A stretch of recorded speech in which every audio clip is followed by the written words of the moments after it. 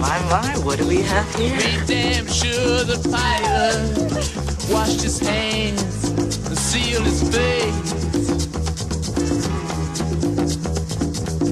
Pleased to meet you. Hope you guess my name. I love you, man. But what's puzzling you is the nature of my game. Pleased to meet you. Hope you guess my name. Oh, yeah.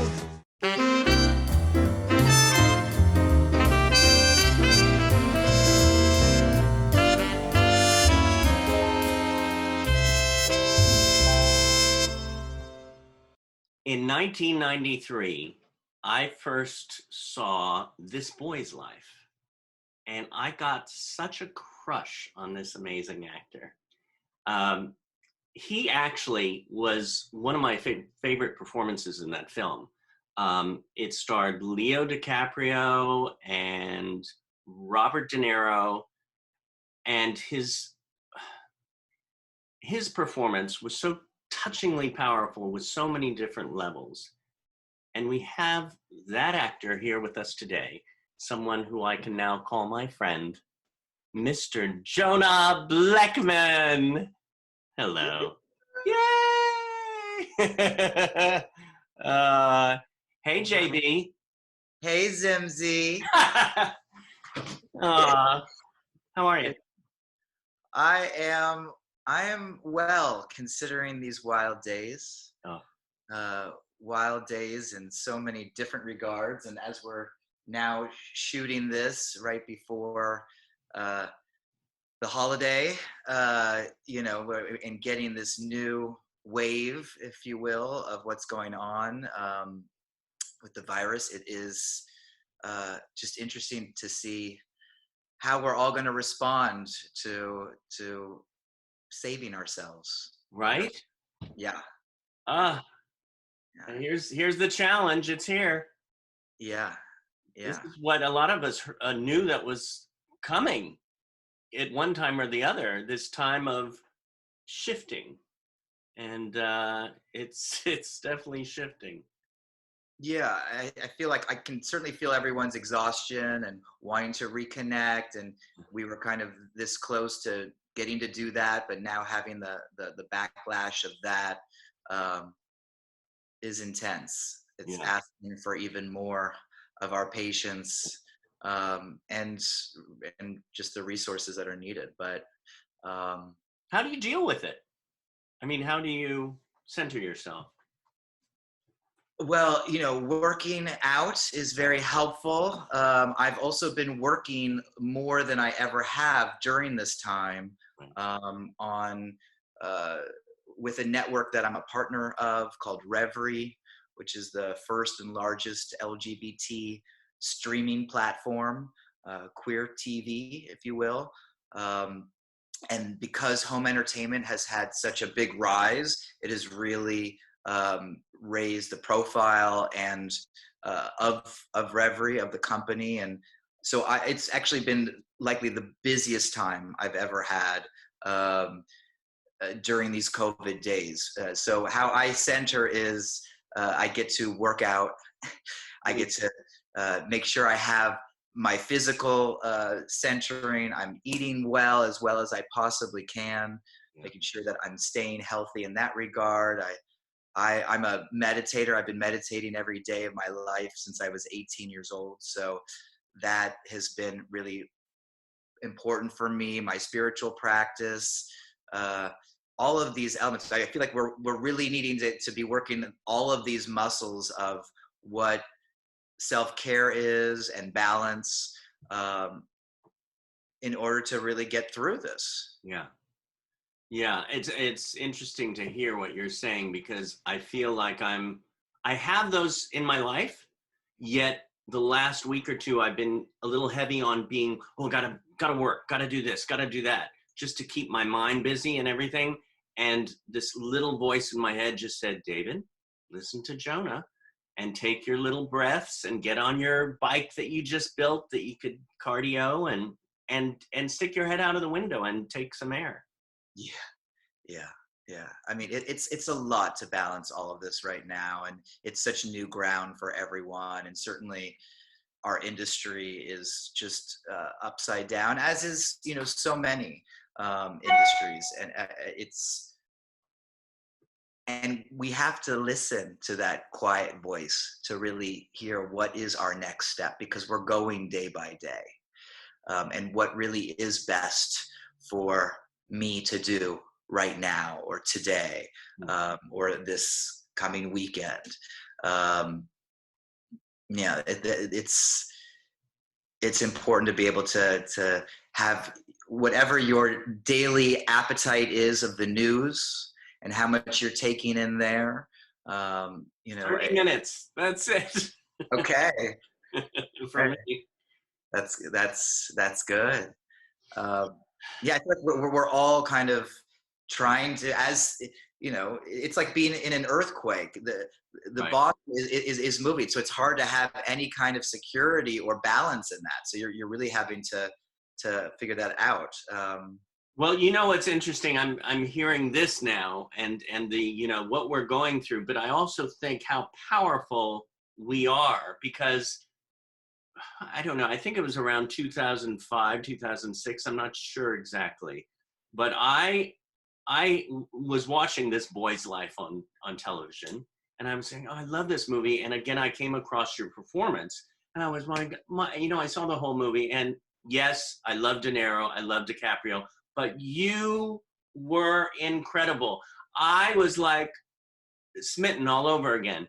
And I said, I have to see what this guy's up to. So I went on IMDb, and I was going, oh my God, this film and this, I gotta get these and look at these. The next day, the very next day, I'm at, what is it, the Directors Guild for the Film Society. And I'm walking in there, and I see this guy, and he looks sort of familiar, but like a little older. And I went, that can't be him, can it? And I go up to you and say, is your name Jonah? And you said, yes. And I was like, oh my God. And then we started hanging out and became friends. It was so Angela Rockwood manifestation. It was like 24 hours. It's like, oh my God. Wow, was that then? That was in the 2000s. I think it was like right before you did Big Gay Love. I mean, not Big Gay. Another gay movie. Another gay movie. Yes, another gay movie. Yes, another gay movie. Yeah, that would have been in those days. Yeah, I'm so grateful for the work of that, and I look at the roles I've been getting, that I've gotten to do, that the universe has put in front of me to be able to show up for, that I was appropriate for. It's so much of, I guess, my own philosophy about what work is, and how things kind of culminate. And getting to be an LGBT character in that film, kissing Leonardo DiCaprio, and then stepping into more work that was LGBTQ. And now it's so much a part of my mission to support representation, and getting to grow up in a family that was so supportive of my own identity and sexuality. Yeah. Kind of led to this, where I am today, and now getting to shepherd so much LGBT content. Have you always, when did you know? When did you feel like, hey, this is who I am? Or was it just you? Well, I grew up as a dancer. So I started dancing when I was 4 years old, ballet and tap. And, somehow I was asking to do that. And I was born into a family that said, okay, sure. And then stepped into jazz and Russian character, and really was with the San Francisco Ballet at the age of 6, and then training intensely up until working with Baryshnikov when I was 14 years old, and getting to train with him and 3 other boys in the country for a summer. So I was always certainly living very much what would be considered more of a queer young boy's life. Yeah. But I wasn't out until even after This Boy's Life. That was something that I had to, that wasn't okay back then still. And I was still, so young that in my career, my agents, once I shared with them, they didn't want me to do other LGBT characters. I didn't really come out clearly to everyone until I was around 18, 19. But I knew certainly my sexuality, my attraction, being around male bodies as a dancer. I was pretty clear that attraction was there, but I wasn't, I didn't have my own self permission to let that be okay until later on. Right. Now, and how was it? How was it working with DiCaprio and De Niro and being in that film? That was your first film, right? Yeah, that was my first film. I had been training for specifically, I had done like, I'd say like over 40 commercials up in the Bay Area. I'm from the Bay Area, near San Francisco originally, and I'd been training for film and television since I was 11 years old, and I got that when I was 16. So I had been training to do film and television in, beyond commercials for a period of time. So by the time I got that film, I was so excited and certainly felt ready to start really getting to share the work. But yeah, it was wonderful. Robert De Niro is, one of the greatest, and Leo is certainly one of our greatest actors at that time. This was his first real drama role. People didn't fully know what he was going to be or who he was going to be. We had a great time together. He became a friend, certainly during those earlier years. But it was just getting to work and do great work with great actors. I didn't know any different. I had been training to do that kind of work. I'd been praying to work with the best and to be able to shine and all of that. So it wasn't something that I felt, I was happy for the opportunity. And that started, of course, my film career and getting to do independent films and television. And you manifested, talk about manifestation. You lived manifestation. You didn't even know what it was. You just was like, okay, this is what I'm going to do. Boom, boom, boom.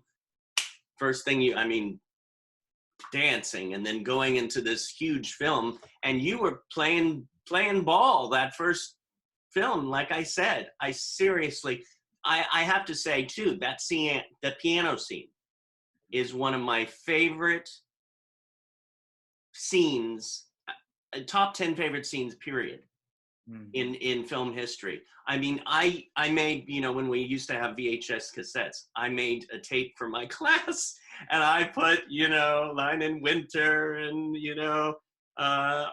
the Funny Girl and then This Boy's Life. That scene is on there.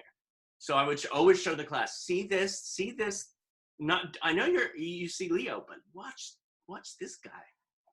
Yeah, that was and that's so funny too, because that specific scene, I remember the Leo saying, "Oh, you're gonna kiss me in this scene." I was like, because that wasn't written, and I was like, "What?" And I was like, "I don't feel like that's what." And I wasn't into that, and I certainly, I know there's so many Leo fans about him, but I wasn't attracted to Leo, and certainly in that time, and it just, and then the director's like, yeah, let's have you guys have this moment.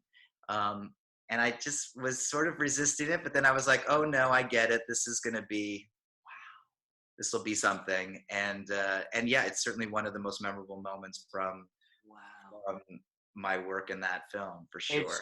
It's so interesting to hear. It's interesting. I really was affected by that scene. I think it made me, I saw that between these two people who were sort of had an attraction, and it made me like just jump into that and feel like, oh wow, could I have that kind of thing? And what you explained there about your hesitancy, actually a little about doing it, was in that scene, which created all those levels. I mean, you have so many levels anyway, but it's an extra added bonus. Yeah. And I wasn't, out even like certainly to people at that time too. And I knew I was playing an effeminate character. I didn't even, consciously call him queer, in that time.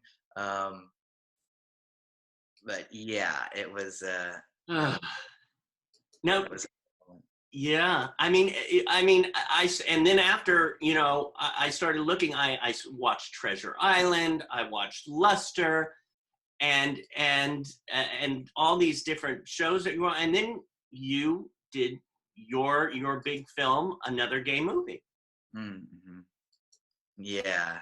You, Well, and and that's funny because I had by the time I got to Another Gay Movie, I had been doing characters. I've been doing all different types of characters, but that came along when I was not even really out in the industry. I was certainly out in my own life, and I had read that script, and I thought, God, I would never be a part of something like this. It's so crude. It was so, and I had never really done a flat out comedy before, right. Let alone like such a satire as what the film was. So on some level, I didn't fully understand it, and I was like, okay, I would never be a part of something like this. And it bothered me how strongly I felt about that. Yeah. And I knew that there was something in that for me. Right. I always, when you have a character or a project that confronts you in some way, scares you or what, I mean, that's what we kind of step into the work for, is to get to some edge or some learning, something new. And I knew that it really bothered me. So I was like, I kind of have to go a little bit deeper into this and see why it bothers me. Why do I feel so judgmental about this? And once I got that, I realized how powerful this type of comedy could be. And that, then I was like, oh my God, I have to be a part of it. And then I jumped in, and I was like, ended up stepping into executive producing it, and then that had its life, and it did very well. And then we did the sequel as well. Yeah. And I got my copies. yes. And still, it's like I'm feel very proud. Oh, that's so sweet. I feel very proud of those films. They for so many people of that, even of that era. I mean, the first one came out in 2006, and I think the second one came out in 2008. Right. That kind of blew blew people out of the water as far as what a queer comedy could be. Right. Because it was very much for those who haven't seen it, it's very much in the vein of Porky's or American Pie. Right. Yeah. And so there was that side of things. And I still have so many people that treasure those films, because they were just so outlandish and so wonderfully on the edge. I love hearing too about how you were hesitant on this too, and that's why I laughed too. It's like, it was one of those laughs of, really? You don't expect that. You just like, okay, we're gonna go balls to the wall, but you were just. You do. There. I mean, we did go balls to the wall. Yes. But that's once you. It was clear. Like, okay, I have to either go balls to the wall, or I have to say no, because this is such a. It's so in your face. It was so confronting. And again, you find those places where, okay, I feel hesitant about this. I feel like I may not be either enough for this, or I might be. Or, I don't want to project this, or I don't know if this is, if this is in me. And then you get to kind of jump off and find, oh, wow, yeah, within the character, there was so much. I mean, I played like American Pie, there's the jock and the nerd and the regular guy, and then the queen. Right. And I played the queen in the show, and I had my own issues about being that and presenting that, and it scared me. Yeah. Scared me to be so. I mean, I'd already grown up as a dancer. I played effeminate characters, but I'm like, this was so over the top, and I didn't want to get stereotyped. I didn't want to be that, because I didn't feel like that's even me, and I felt like it was so. It was just so scary to go that far out with such a queer femme character, which is always kind of the. I think my own homophobia came out with wanting to not present in that way. But to be honest with you, once I stepped in, I became so much more comfortable with my masculinity because I got to blow out this femininity. And I didn't feel, after that performance and after stepping into that character, I felt so much more comfortable in my skin about what my masculinity is and what my femininity is. And before that, I never reached those bounds. Right. And that helped me. That certainly helped me. That's, I think, where stepping into characters really expand you and give you the yin and yang. Yeah. Yeah. And then what? Michael Carbonaro was in that film with you. That was one of his first films. Yeah, there was. And Michael Carbonaro. Yeah. Oh, connecting to some audio. You saw my name. What? No way. See, the magician. Oh my gosh. Is it real? My brother. Remember it. I haven't seen you since Halloween. Yes, exactly. And then this whole COVID time. What's this now? I don't know. I haven't been following the news. I know. Michael, make it go away. I know. I started it. It was the only way I could get a break. Oh my God. Oh. Were you listening the whole time? How did you know to jump in? I just got a sense inside. I don't know if you were sending out vibes, but I got this sense that I was like, I just knew the password. I went in and there, I knew it. Yeah. This wasn't planned. Amen. Oh my God, how fun. Yeah, what's up? Yeah. No, I haven't been listening. I was like in a dark waiting room. It just said, David will let you in when he's darn well good and ready. I had to wait for the right time. What were you talking about? What's happening? Your nudity. Just you. Just me, We were right? just talking about you the whole time. Oh, good. A real build-up. Now the interview gets to start with Michael Carbonaro, everyone. Now we can really get into the business. Oh my gosh.